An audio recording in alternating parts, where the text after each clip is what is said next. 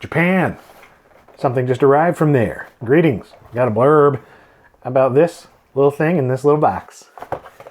This is a PC-8001 mini system. Yeah. Put together by HAL Labs. Or HAL Laboratory. Yeah, I heard about this a couple years ago or something. Year and a half, I don't know. And saw that it was a thing, but that it was like such a super limited 40th anniversary release that I didn't really look into it further. I was just like, oh, you know what, that's cool. And then didn't think about it again until I started looking around on some Japanese auctions and found one for sale. In fact, I found a lot of them for sale. And I'm like, oh, there's something changed. It was originally an extremely limited thing, like 500 units or less, actually, and only available to those who purchased a 40th anniversary premium package laptop from NEC, the PC-8001, which cost $1,900. And the only other way that you could get one of these originally was through a lottery raffle for certain people who bought certain NEC PCs at a certain time. But anyway, I suppose that changed because now, or I guess for a moment in time, you could buy them just on their own on various Japanese retail sites for around 28,000 yen. I guess they sold out because the only ones that I'm seeing are available on like Yahoo Auctions and eBay Japanese auctions. So that's where I got mine. I paid about $300 for it, which, you know, considering it was 28,000-ish yen, I mean, that's what that is. Not cheap, especially compared to a lot of the other mini systems, but let's just open this up. And let me show you what's so cool about this. So, okay. Look at that. I mean, okay, so first up, we have this neat little package holding a little micro SD card. And this is what contains all of the games, I believe. 16 gigs. I'm sure there's plenty of extra space. How do I get this out of here? I don't want to tear it.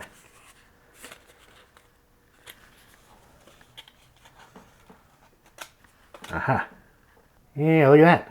It's got a little Pasicom Mini label on there. And Pasicom Mini, or Pasicom, I don't know. Pasicom Mini PC-8001. And yeah, this is different than the PC-8801, which I have one of those. I don't have one of these, you know, like a full-size one. I have the 8801. I still need a cover, dang it. But yeah, this is from before that, originally released in 1979 in Japan. Just a really early personal computer that is downright fascinating to me. I've never experienced it other than just a little bit in emulation a long time ago. And the other thing that really attracted me to this, as you can see, there's a Raspberry Pi inside of there. So it's really just a fancy Raspberry Pi case with a pre-configured micro SD card filled up with some NEC programs. Look at that. Instructions. I'm assuming it's going to be pretty straightforward though, considering I've used so many different Raspberry Pi setups over the years. It's going to be interesting to see what of the interface is in Japanese.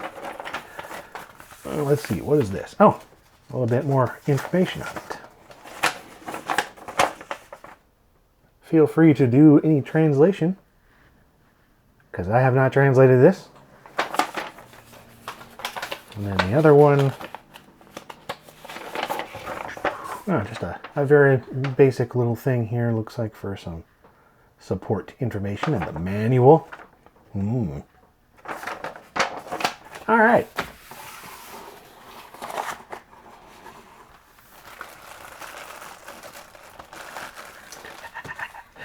And the computer itself, or really the really fancy case for the computer. I mean, just look at that. The detail is phenomenal. And they did a great job integrating the Raspberry Pi. It's even got little rubber feet, or imitation rubber feet. They're not rubber, they are plastic. But they look the part.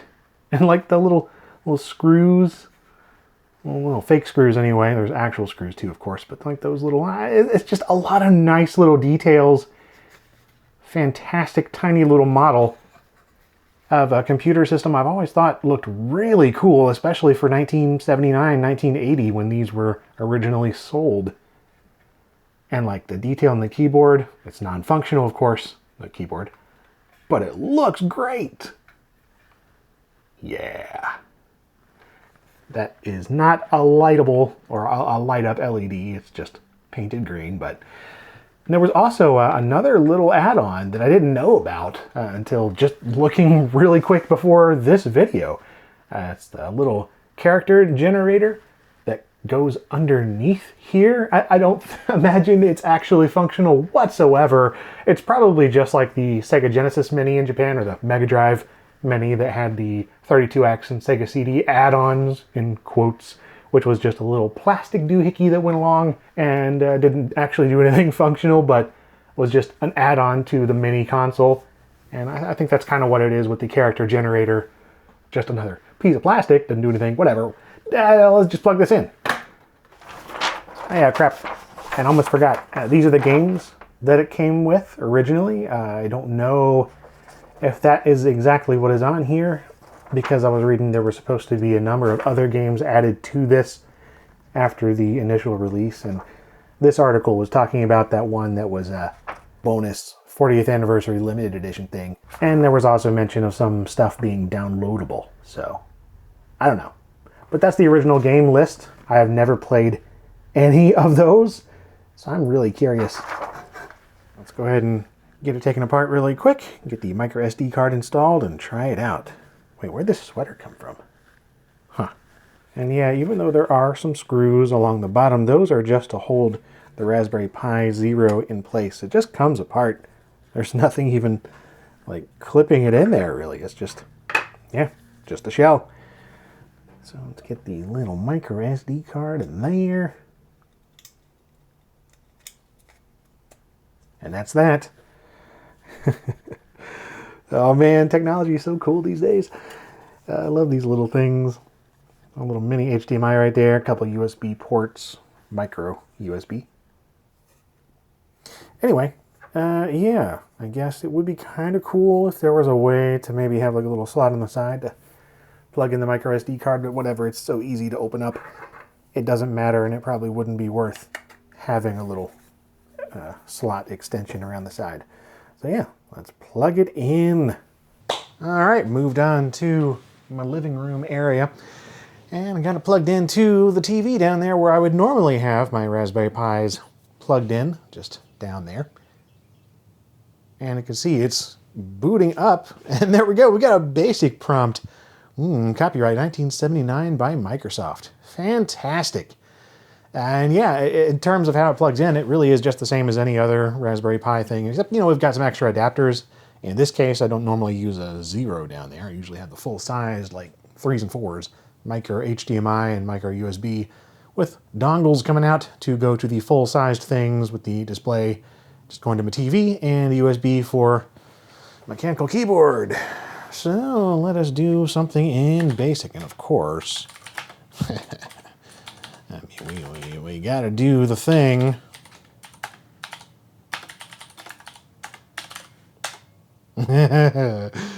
All right, that is excellent. How do I stop it? There are a bunch of things I was seeing in the manual in terms of shortcuts laid out on your typical keyboard that would correspond to a lot of the shortcuts that would be on an original PC-8001. I don't remember them at the moment though. All I know for sure is that you can press F9 and this happens.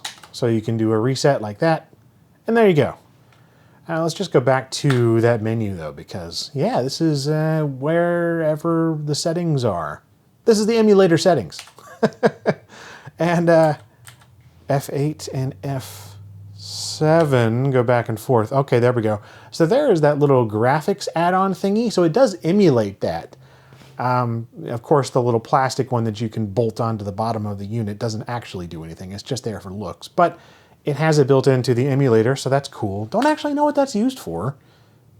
I'm just not terribly familiar with this system. I've never used a real one. Here are all the default settings for things that are mapped to your keyboard and gamepad. So that's cool. Display settings. We have a few different things here, just your standard dot by dot, like no scaling going on. We got a zoom, scale, and then full, which just stretches to 16:9, and that's gross. So I'm going to put it back here, which scales it as much as it can. It's still a little blurry. It looks like there's a bilinear filter going on. I don't see a way to turn that off. I mean, of course, there's going to be a way somewhere in the settings. It's a Raspberry Pi. You can do pretty much whatever you want in terms of the emulators. But yeah, the only thing I've really changed is switching the keyboard from Japanese to US. I have numlock off. I don't know if I need it off, but it's off. And a lot of the games seem to really want to use numlock, I think. So yeah, let's just get back to this.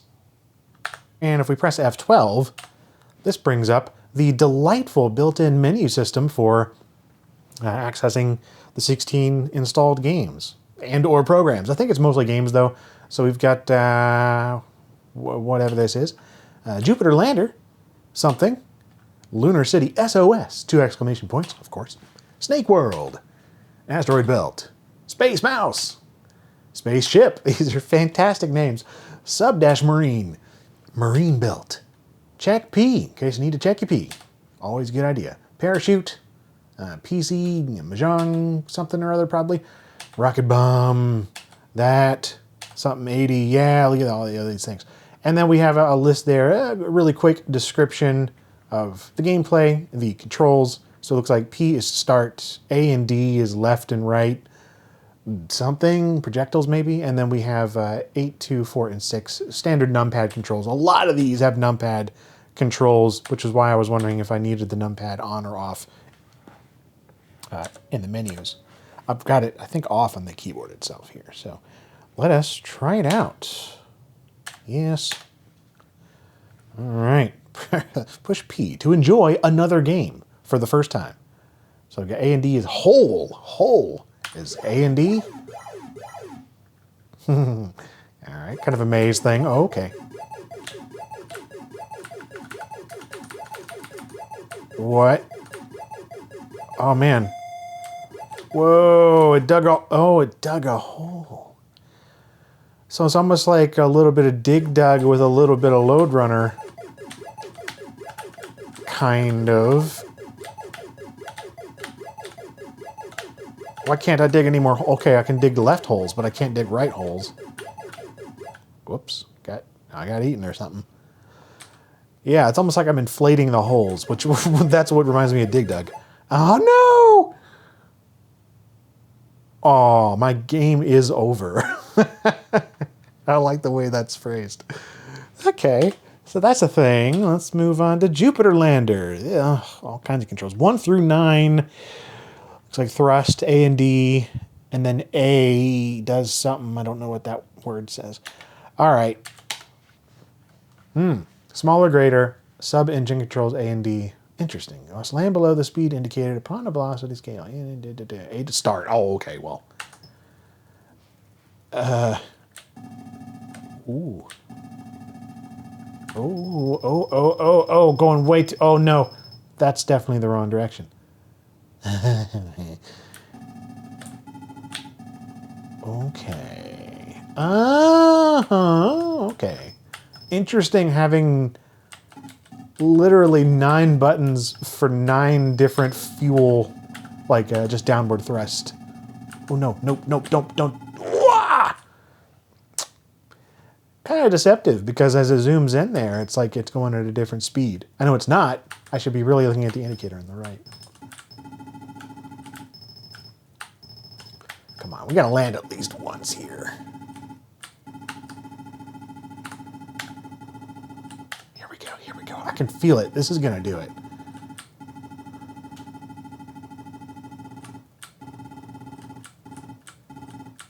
Come on. Oh! That was like 1 pixel off. if I'm seeing that correctly. These tricky lander games. All right, let's move on to whatever this is. We got a lot of numpad controls.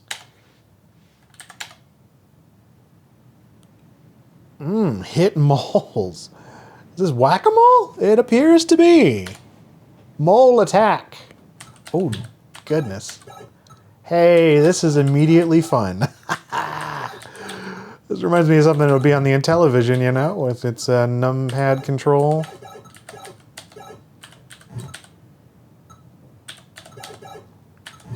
I could put this in the Atari Jaguar, maybe. Ooh. Let's have a numpad control. Seems like there's another console I'm forgetting that had an... I keep pressing 2 when I want to press 5.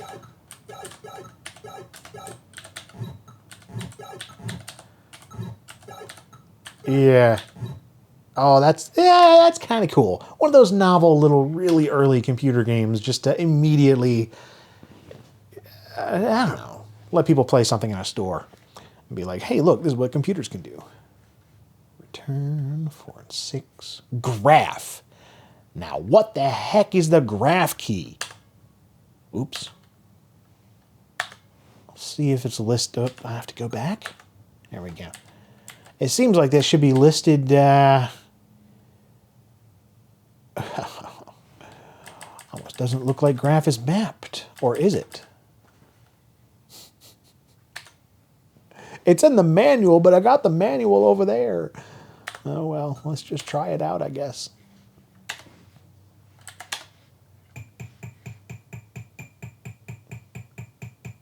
Very ZX Spectrum. The sounds and the colors. It's even more primitive than that, though. Yeah, man. Okay, well, we got a whole bunch of...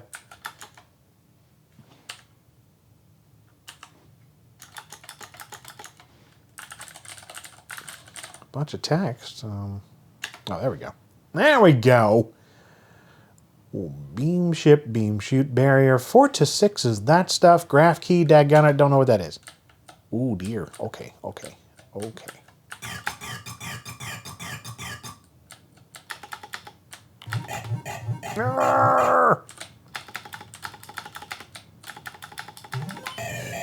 Haha! That's kind of neat. They split up. Look at that.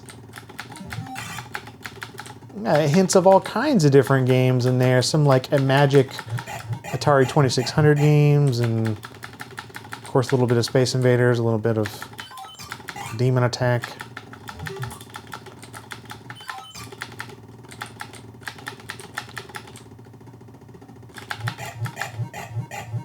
A little bit of Missile Command, of course, with the cities. And Space Invaders too, I guess, but, you know, still. With the barrier or what? No, that's very Space Invaders. Wonder what the graph key does now.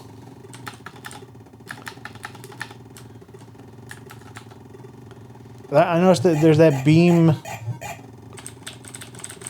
The beam ship button doesn't seem to do anything. Well, alright, so that's cool. Lunar City SOS. I like that one. Snake World. All right, guys. Z and X. Return, start. 4, 6, 8. Okay, simple enough. Snake World. Oh, man, flashing imagery. Sorry about that. Don't look at it. Okay. Rifle. Uh-huh. Oh, it's like Oregon Trail hunting. Oh, almost. Not really. Kind of? Robotron mixed with Oregon Trail hunting. Mixed with Centipede. Dude. I'm impressed so far with these games, like, just mixing up some of the common late 70s, early 80s gaming tropes. It's like doing its own thing very clearly. You can see the inspirations, but it's also like... Oh! The corpses turned me into a grave.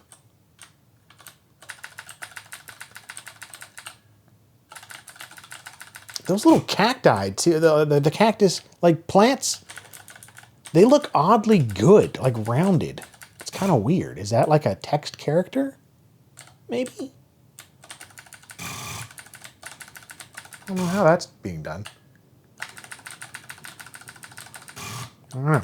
It'll just be pixels and it's like rounding it off because of whatever filter's on there. Yeah, I guess it is, come to think of it. Anyway. Well, this one's kind of cool too, you know? I like the fact, oh. I like the fact that you can only shoot left or right. And instead of having like 4 or 8 directions with, you know, you could do that. All sorts of Robotron-esque games attempted it. Asteroid belts. Okay.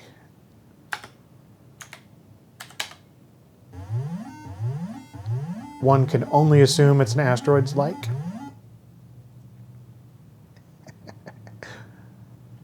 All right. Can we start the game, maybe? I guess we gotta wait for this to do.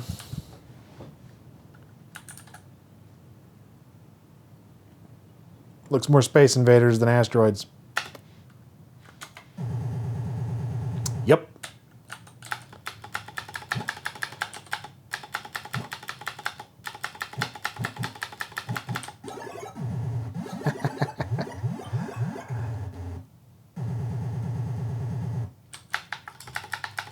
Oh. Yeah, this is like a less interesting version of that other one. Lunar City SOS or whatever. It's fine. Your standard shooting gallery. Alright. Oops. What the heck? Emulation weirdness. Moving on. Space Mouse. I just like the name of that. 4, 8, and 6. Ooh, that is shrill. Cool. Oh. What do we got going here? Oh, it turned me into the same grave as the other one. Is this a sequel? It's like the same little character.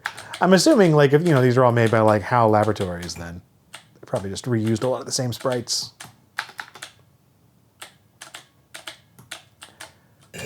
Oh.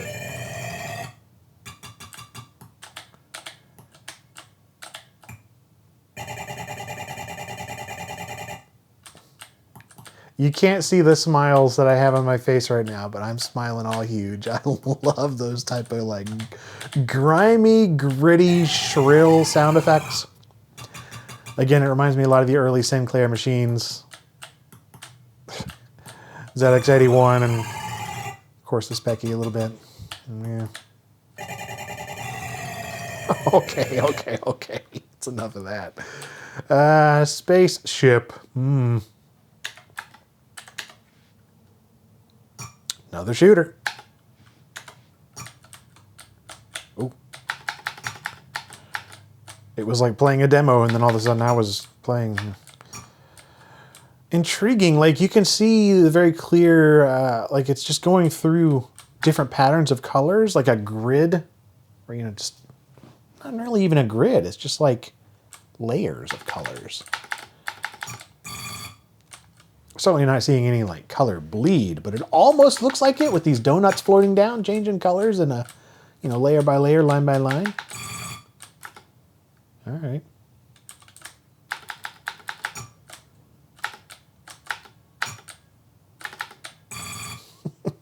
Daggone it.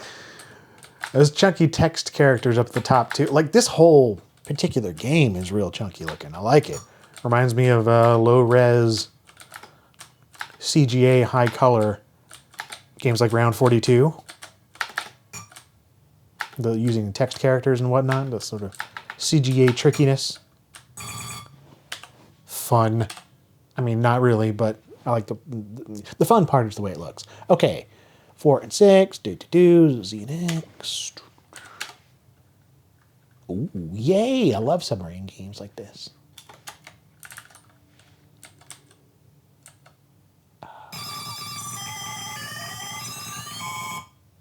Wow. Again, you can see some of that color weirdness going on with I am moving through a green section, a purple section. What's that about? All right, I thought I was pressing the right buttons here. Okay. So X does that. That drops a depth charge. Oh, there it is. I just didn't see them. Okay. Well, we'll try that again. That was a little weird.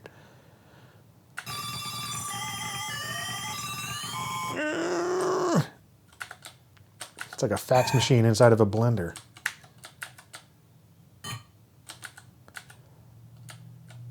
Yeah.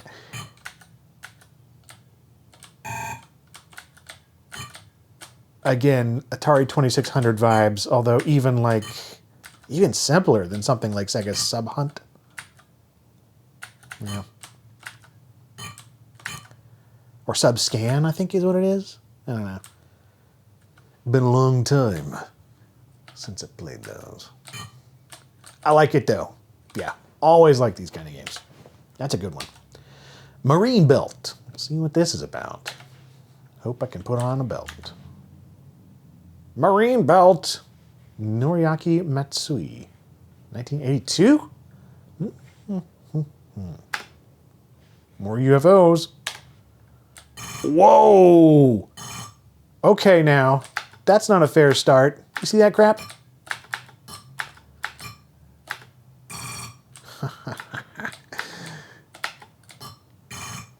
This is a fast moving one, man, and it just is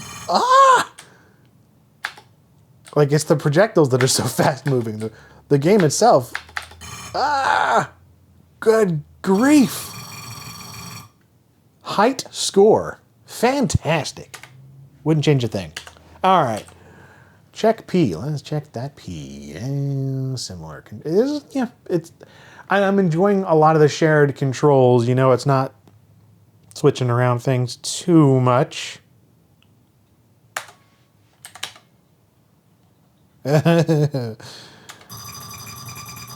This chunky text. It's so oddly appealing. What? What is... Whoa, jeez. Dude, it's just like, you better go.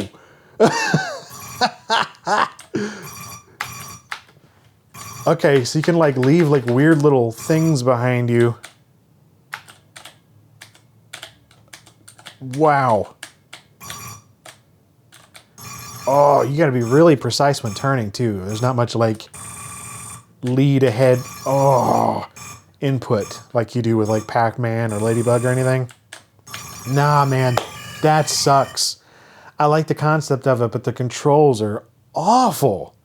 You have to be so precise when turning. You can't just like, you know, press the button a split second before the turn and have it be ready. Unfortunate. Okay, ZX46 again. Parachute. Yeah, there are so many reused sprites, or like, I don't even know if this has sprites. It's a lot of the same graphical designs, at least.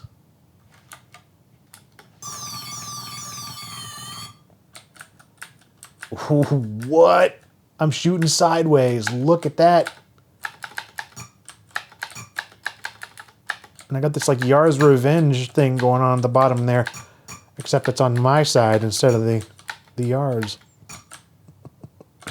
The paratroopers turn into like little space invaders. That's weird too.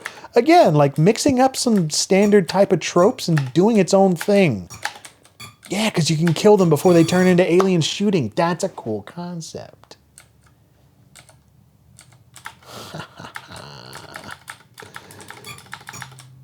That and the fact that you can shoot sideways, like shooting out the little pink, little sideways magenta bullets.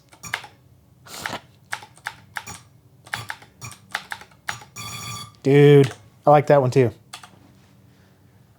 All right, let's see what this one's about. This one looks like about the most complicated one yet in terms of inputs. Ooh, yeah.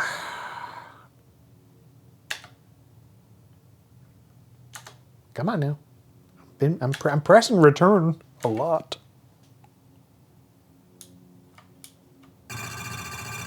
And it's definitely Mahjong. Let's see here. Can't do that, I guess.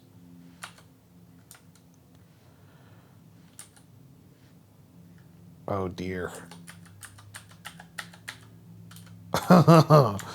Well.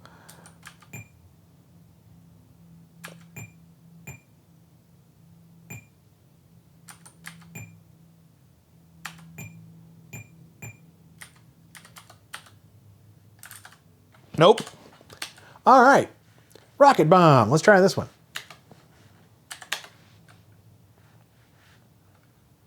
Dude. 10 out of 10 intro right there. That, yeah. Understated but effective.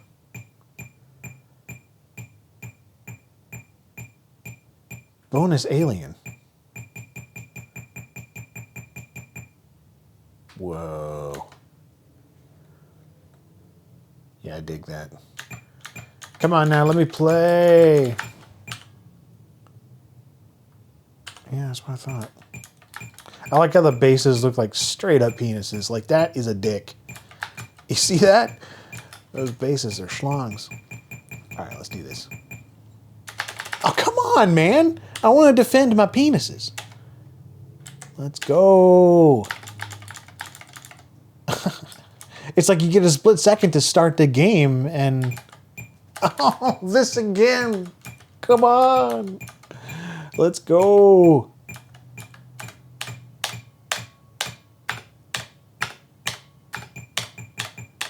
Ah, there we go. All right. Whoa, I am the schlong. Oh, that's a cool death. Hey, there we go. Now this got a little bit of lead ahead time in terms of, yeah, like taking corners. That's how you should do a maze game. Yeah, there you go. Wow, the flashing lights. I have to put a warning at the beginning of this video. Oh! Am I still recording? Daggone it, I better be. It's taking me right back to like making YouTube videos in 2009. It's pointing a camera at the TV and camera turns off halfway through and you don't realize it and everything sucks. You have to go to work angry. All right. This game, don't know what it is. Welcome to a really cool intro. Racing Sports Turbo. Whoa! Check that Nissan out. Or is that a Toyota? Kind of look like a Nissan to me. Whoa, whoa, whoa, whoa, whoa. Starting already? Nope. Ah, shoot. Gotta live behind. 4 and 6. All right, what's the button besides shift? I don't know. That's a problem. I don't have that key. Well,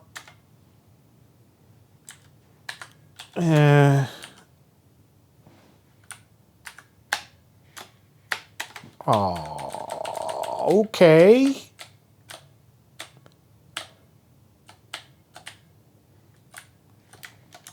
Oh. It's just straight up shift.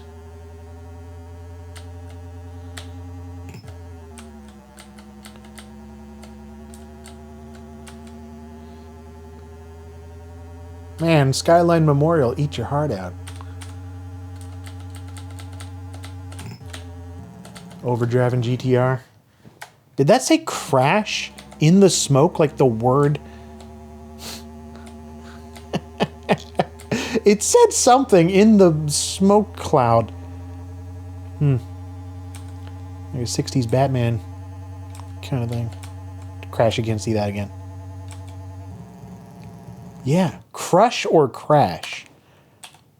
Either way, I approve. Okay, no, by far, this one's the most complicated one. I see Alderaan.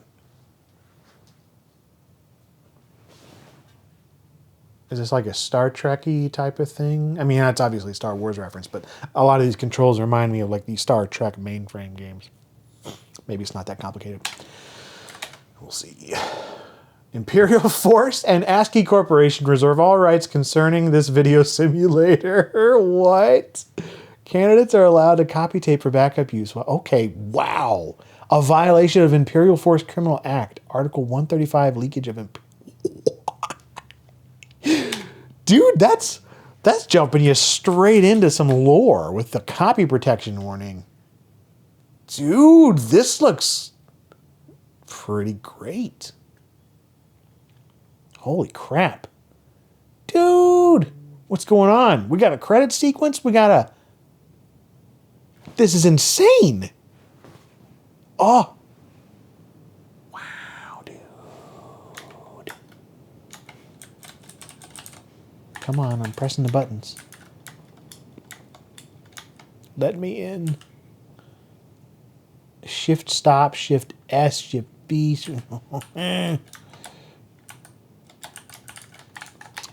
Oh.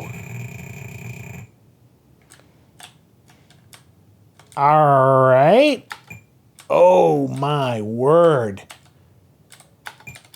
This is way more ambitious than I thought it would be. So yeah, definitely not the kind of complicated spacefaring text-based thing that I was thinking, like a lot of the Star Trek, the early Star Trek mainframe things. This is like, okay. Yeah, very Star Wars inspired, obviously. I don't know how to actually, nope. Replies?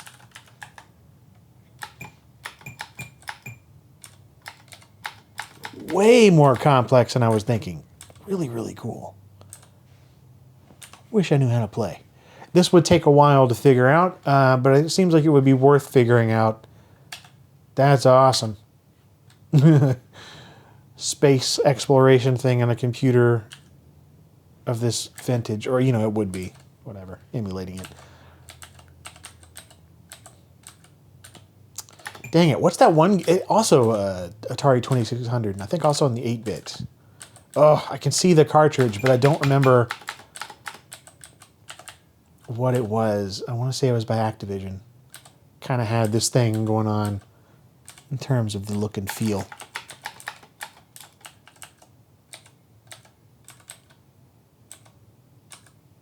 All right.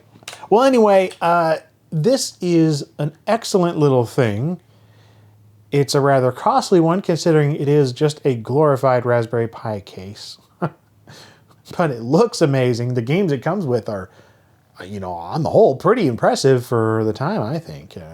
If anything, they're just fun to look at and go through as an American who's never done this and has no familiarity with the actual machine. I only have the 8801, not the 8001. So my experience is limited there. Really, really cool. And that's that. Thanks for watching this blurb.